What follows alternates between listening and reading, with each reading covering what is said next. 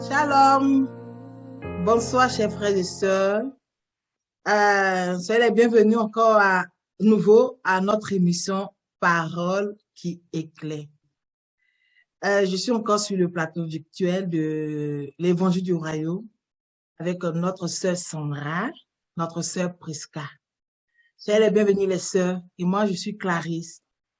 Soyez les bienvenus les sœurs et encore nous allons nous entretenir encore aujourd'hui sur le thème, autour du thème, la consécration. La consécration. On a pu donner la définition de la consécration. Le but, c'est que la consécration fait dans la vie du croyant. Et pourquoi la consécration dans la vie du croyant? On a pu donner en fait quelques notions de définition. Aujourd'hui, les questions qui vont animer en fait notre causerie, notre discussion, c'est tout autour de comment est-ce que le chrétien, le nouveau chrétien, sinon le nouveau intégré dans la présence du Seigneur, peut savoir s'il vit la consécration ou pas. Quels sont les éléments qui l'emmènent à savoir qu'il est en train de vivre la consécration? Puisqu'on a dit que la consécration nous emmène à aller atteindre le but de être à l'image et à la ressemblance de Dieu. Car c'est le but que Dieu s'est assigné depuis la création du monde. Et la consécration nous emmène à aller atteindre ce but-là. Maintenant, comment est-ce que le chrétien, le croyant, le nouveau intégré dans la présence de Dieu peut savoir qu'il est en train de mener une vie de consécration? Comment est-ce qu'il peut savoir qu'il est en train de mener une vie de consécration? Est-ce que ça passe par des cérémonies où on vient te oindre d'huile d'olive concassée pour attester que désormais tu appartiens au Seigneur, tu es mis à part pour faire telle œuvre dans la maison du Seigneur? Est-ce que c'est ça? C'est l'élément c'est cet élément-là qui nous donne de croire que nous sommes consacrés au Seigneur, ou est-ce que il y a d'autres éléments, qui nous emmènent à savoir que nous menons une vie de consécration? Donc, les sœurs, voilà le décor planté.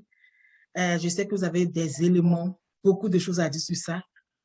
Et je sais qu'on va être encore davantage bénis. J'en suis sûre, je vous laisse la parole. Qu'est-ce qu'il montre qu'on est en train de mener une vie de consécration? Amen. Ben, sœur Clarisse, je pense comme tu l'as dit, c'est certain que d'aucuns pourraient peut-être s'attendre à ce qu'il y ait comme toute une cérémonie où on vient oindre la personne devant des témoins, mais ce n'est pas ça. Parce qu'on peut même t'immerger ou tu peux être imbibé d'huile d'olive sans vivre la vie de consécration que le Seigneur attend de toi. Donc, je dirais que ce n'est pas l'apparence nécessairement, mais c'est aux fruits, je dirais qu'on pourrait reconnaître cela. Mais les fruits vont surgir comment? C'est lorsque d'abord tu prends le temps dans la présence de Dieu.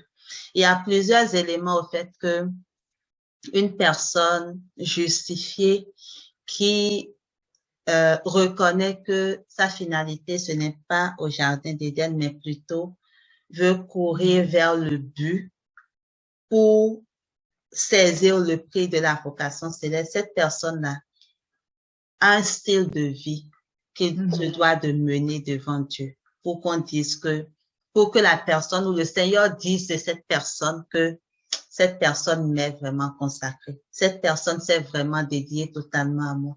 Et je dirais, même dans plusieurs écritures, on voit beaucoup le renoncement à soi. On en a parlé plusieurs fois. Mais pour moi, un des éléments, c'est d'abord le renoncement, la vie du renoncement.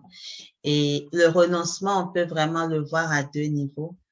D'abord, renoncer à ces choses que le Seigneur nous dit qui ne sont pas correctes, qui ne sont pas en accord avec sa parole, des choses qui ne sont pas conformes aux Écritures. Ça, c'est un premier niveau.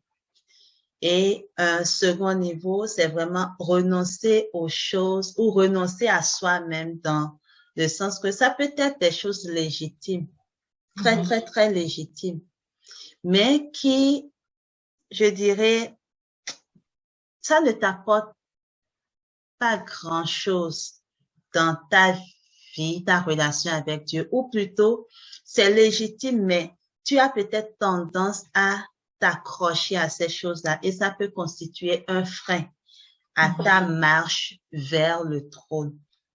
On peut prendre un passage on peut prendre dans Matthieu 19.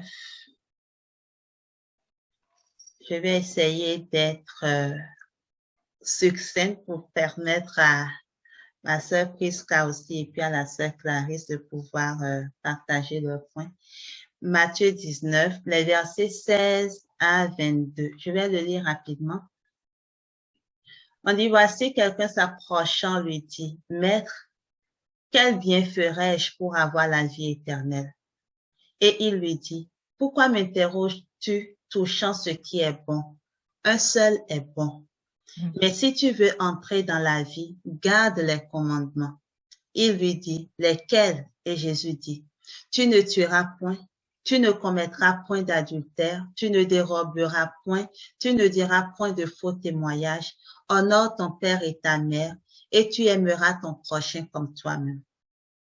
Le verset 20 nous dit, le jeune homme lui dit, j'ai gardé toutes ces choses, que me manque-t-il encore?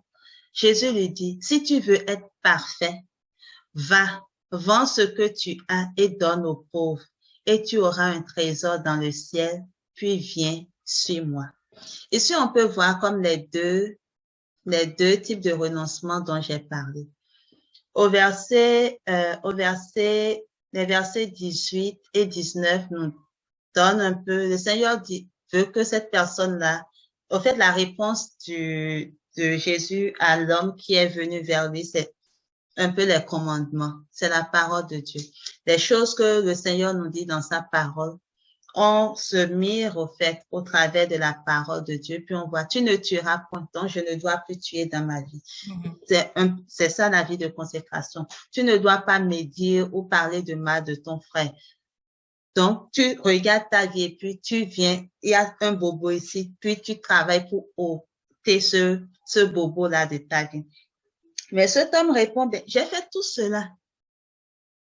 Que me reste-t-il encore? Puis le Seigneur lui dit maintenant, va et vends tous tes biens. La sœur Prisca le disait dans l'une des séances antérieures. C'est pas que le Seigneur est contre le fait qu'on ait des biens, des intérêts, non.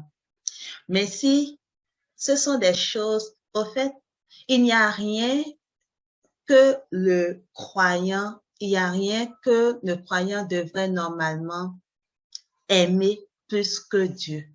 Même si ce sont tes biens, même si c'est ton travail, même si, je sais pas moi, c'est pas le travail, les biens, ta famille, c'est pas des choses, comment dire, qui sont illégitimes, non. C'est totalement légitime. Mais cela ne doit pas comme prévaloir sur les intérêts de Dieu. Ici, c'est le cœur. Le Seigneur voit au cœur. Et le Seigneur connaît le cœur de cet homme-là. Il lui dit, ben va, vends tout ce que tu as, donne-le aux pauvres. Puis dans son cœur, il savait, je suis tellement attaché à mes richesses. Je suis tellement... Au fait, il était triste. Il était triste parce que je peux pas me départir de ça. C'est comme si j'avais plus rien dans le monde. Je peux pas, non. Or, c'est ce deuxième niveau de renoncement au fait qui est également dur pour la plupart d'entre nous. Et c'est vraiment un travail, c'est un parcours qui prend de temps. Ça prend vraiment qu'on compte totalement, qu'on s'appuie totalement sur le Seigneur, qu'on se dise, c'est toi qui es en train de me créer. Cette nouvelle création, tu es en train de me créer au fait comme étant cette nouvelle création. Je veux totalement me laisser. Ce que je veux gagner, le prix au fait ou l'héritage que je veux saisir est beaucoup plus important que ces choses-là, bien que légitimes. Et quand tu parviens à... On va lire un passage pour expliquer mon point. Désolée, je prends du temps. On va lire dans Hébreux 11. Hébreux 11 qui nous parle de notre patriarche, qui nous parle d'Abraham. Hébreux 11, 13 à 16. Je vais lire rapidement. Tous ceux-ci sont morts, mais plus haut, on nous parle vraiment des héros de la foi. Tous ceux-ci sont morts dans la foi, n'ayant pas reçu les choses promises. Hébreux 11, verset 13, bien sûr. Donc, tous ceux-ci sont morts dans la foi, n'ayant pas reçu les choses promises, mais les ayant vus de loin et salués, ayant confessé qu'ils étaient étrangers et forains. Je vais peut-être prendre une autre version qui est plus facile. Donc, on nous dit, reconnaissant qu'ils étaient étrangers et voyageurs sur la terre. Verset 14. Ceux qui parlent ainsi montrent qu'ils cherchent une patrie. S'ils avaient eu en vue celle d'où ils étaient sortis, ils auraient eu le temps d'y retourner. Mais maintenant, ils en désirent une meilleure, c'est-à-dire une céleste. C'est pourquoi Dieu n'a pas honte d'être appelé leur Dieu, car il leur a préparé une cité. C'est fort, c'est profond ici. On nous dit au fait que la manière de parler de ces gens-là, la manière dont ils ont eu leur foi en Dieu, c'est parce que ils ne voyaient pas un héritage terrestre. Ils avaient en vue quelque chose de meilleur. Abraham, on nous dit que il a vécu dans des tentes. Mais pas qu'Abraham était pauvre, non. On dit, au fait, il était riche qu'on ne savait plus comment le qualifier à un moment donné. Mais il vivait dans des tentes parce que il s'est dit non, non, non. Ce que je veux gagner là est tellement plus que je ne vais pas laisser ces choses comme m'enquiquiner, me venir comme envahir, remplir mon cœur, m'empêcher de toucher à ça. On dit, ceux qui parlent ainsi montrent qu'ils cherchent une patrie. S'ils avaient eu en vue celle d'où ils étaient sortis, si on avait eu en vue peut-être nos richesses, nos biens, des choses sur lesquelles, au fait, on porte tellement d'importance, on aurait eu le temps d'y retourner. Ça veut dire que si tu as en vue tes biens, là où est ton corps, ton cœur, pardon, là où est ton trésor, là également sera ton cœur. Amen. Si tu as ces choses en vue, veux pas, tu vas courir vers ces choses-là, tu vas vouloir protéger, mais ces personnes-là, c'était pas ça leur état d'âme. On dit, mais maintenant, ils en désirent une meilleure, c'est-à-dire une céleste. Ils avaient en vue quelque chose de plus glorieux. Donc, ils ont renoncé même à tout ce qui était terrestre. L'apôtre Paul dit qu'il considère tout cela comme étant de la boue. Pourquoi? Parce qu'il veut gagner Christ. C'est ça le renoncement. Renoncer, oui, aux choses du Seigneur. Il ne faut pas mentir, tu ne mens pas. Parce que très souvent on entend, ah, la personne est une bonne personne, elle ne ment pas, elle ne fait pas ça. Oui, mais il y a plus. Est-ce que tu arrives à renoncer également aux choses, bien que ces choses-là sont légitimes, hein? Elles sont vraiment légitimes. Mais est-ce que tu peux renoncer à ces choses parce que tu as en vue un héritage vraiment céleste? Je vais m'arrêter à ce point-là. Soyez bénis. Sois béni, c'est Sandra. Sois vraiment béni. Et Prisca? Amen. Ce que je pourrais ajouter vraiment par rapport à ça, c'est que pour vraiment se consacrer, il faut au préalable comprendre pourquoi on se consacre, c'est quoi l'appel en fait, ce qui est en vue, comme la sœur Sandra l'a dit. Il faut vraiment bien comprendre le prix de la vocation céleste. Donc cette tente qui sera recouverte en fait, cette nouvelle nature, cette nouvelle habitation en fait qu'on aura à la fin.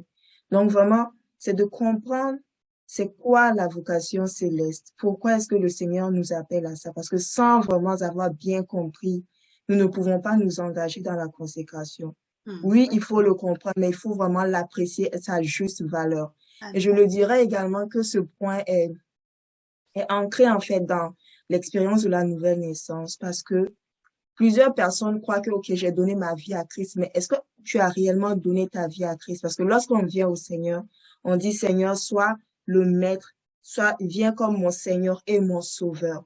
Donc, ceux qui viennent à Christ, ils ont vraiment ce désir ardent, non seulement après cette confession, mais de chercher en fait à ce que le Seigneur devienne leur Seigneur et leur Sauveur, pas juste leur Sauveur, mais leur Seigneur, qu'il règne vraiment dans tous les aspects de leur vie. Donc, il y a ce désir-là de chercher à connaître encore plus le Seigneur qu'on vient de rencontrer, cet amour qui nous a manifesté. Donc, lorsque on donne vraiment sa vie à Christ, on a ce désir-là en nous de chercher vraiment à connaître qui est Dieu.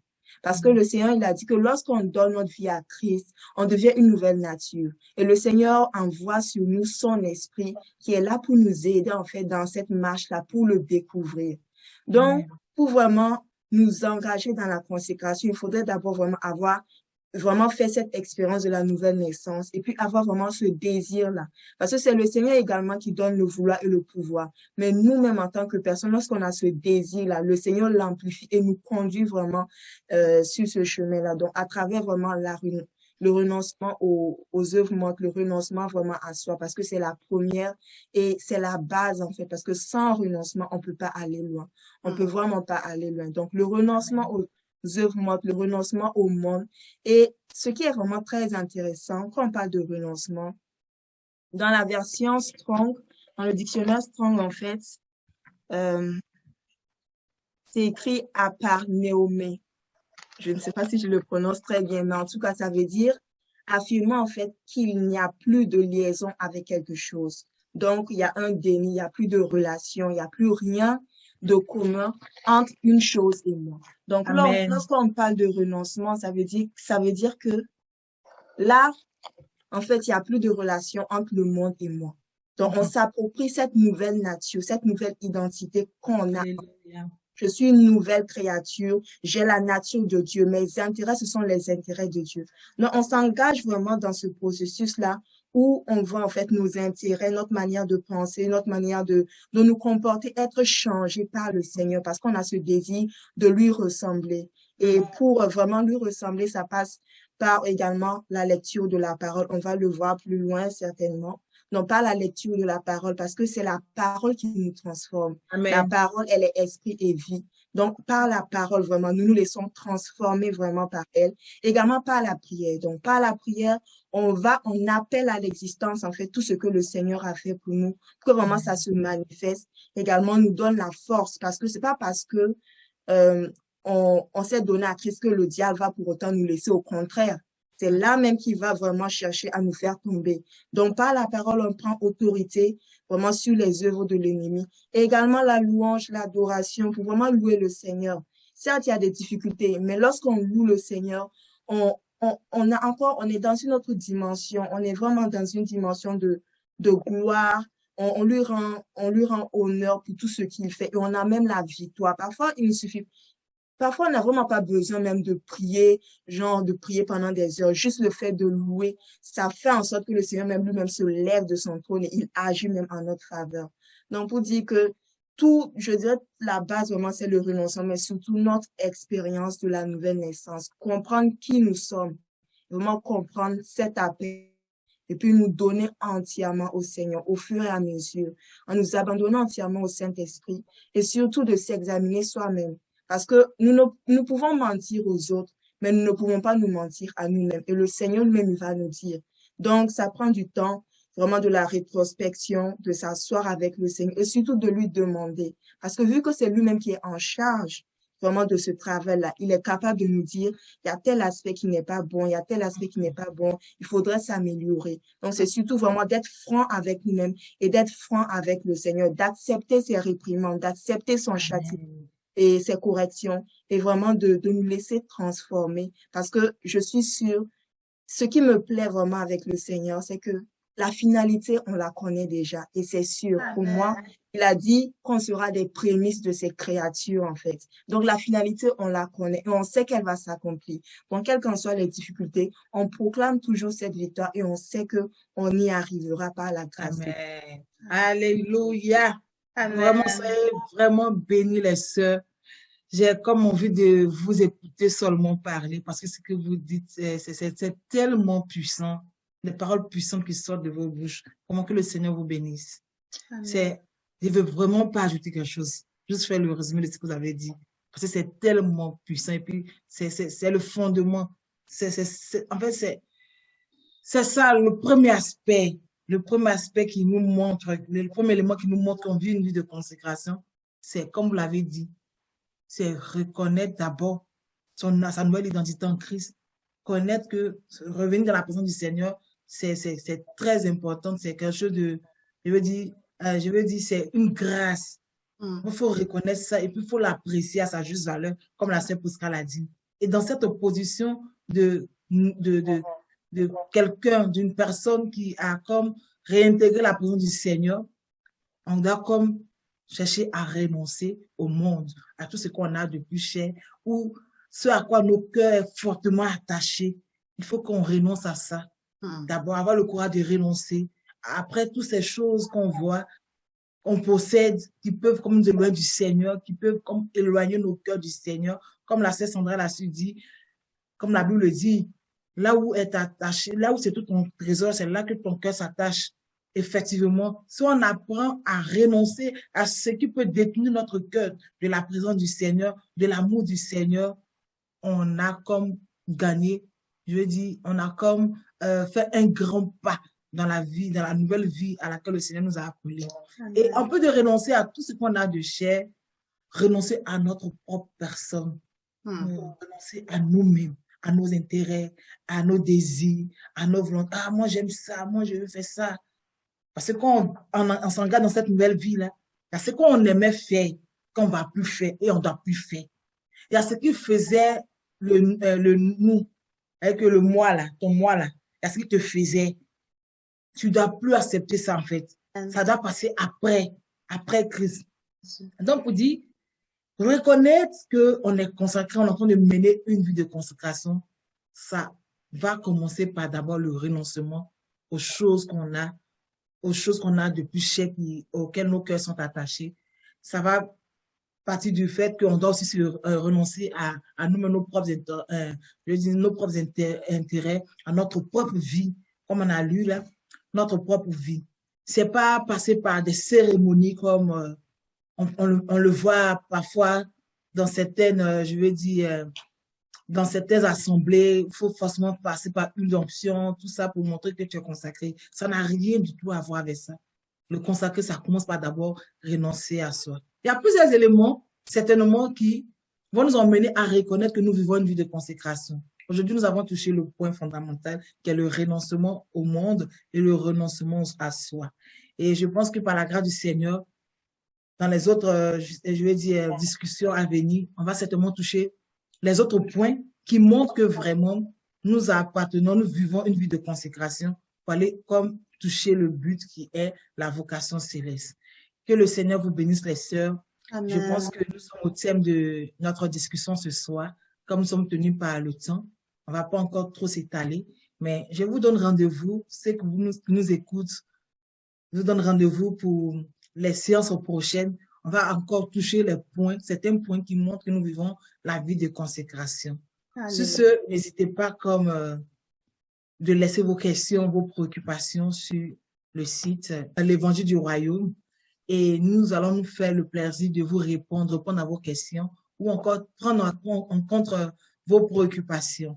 Sur ce, que le Seigneur vous bénisse et paix dans vos maisons. Shalom. Amen. Shalom, shalom. Amen.